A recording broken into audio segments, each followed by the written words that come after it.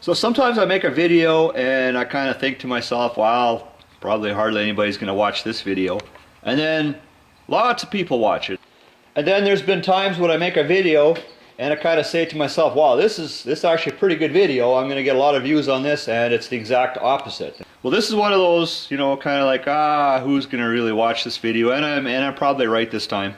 So we're going to install some big Honkin mud flaps on this Toyota. We're going to try and save the paint. So it's still in pretty nice shape. So the front is done. As you can see, it is indeed a big Honkin mud flap. And so here's what I'm putting on there. These are actually from the GM dealer, and they're a little costly, but he says that they're not going to split apart from gravel, and like it's actually real rubber or whatever. But here's a problem with this, with the rear mount for this mud flap. So here's a mud flap mount that this truck comes with.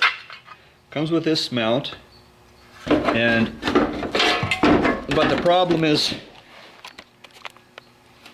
the problem is it's recessed. The mud flap is going to be here level, kind of like, see where that bolt is? So I would like to have the mud flap kind of like right in that area, but in behind there, about 1 inch or more behind there, see there's a step.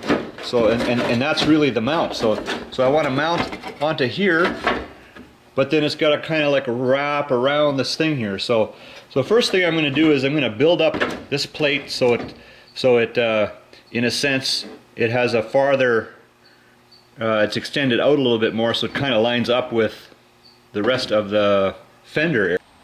So I'm cutting some 1-inch tubing here. That saw has been so handy over the years. And over here, I'm not going to be able to use these. I'm going to cut these off because that 1-inch piece is going to actually go right where those weld-on nuts are. So I'm going to just grind those off.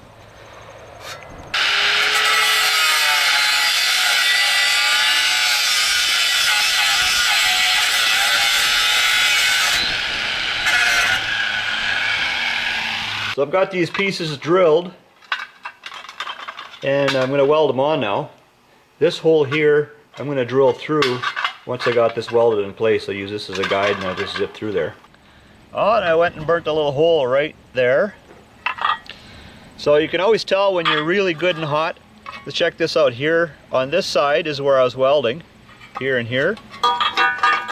But on the back side, you can see it's just a big bulge here.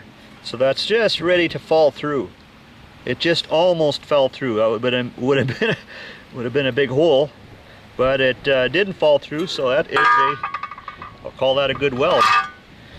And so you know what I want to do?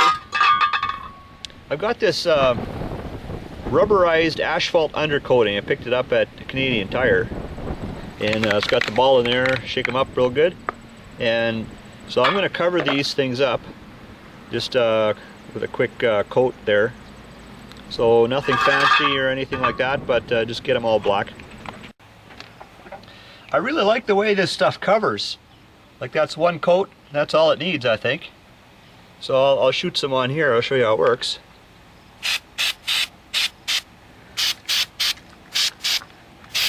Covers like crazy.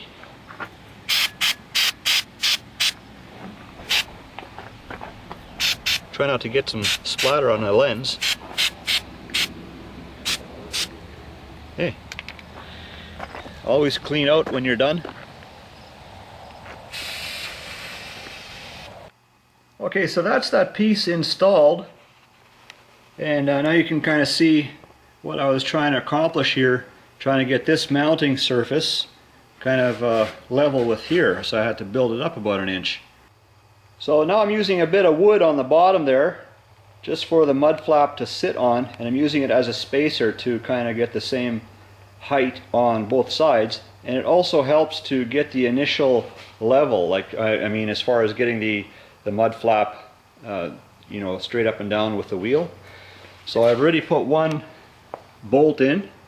So once I had it sitting here on the wood, then I put one bolt in, and then now what I was doing is I was putting an eye along the side, you know, just to see that the tire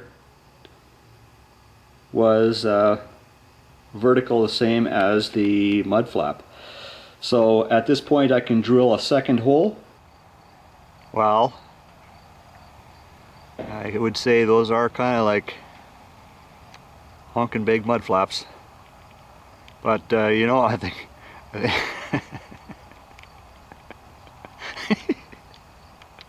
I think they're gonna do a pretty good job keeping the rocks and stones off the paint. Anyways, guys, have a good day.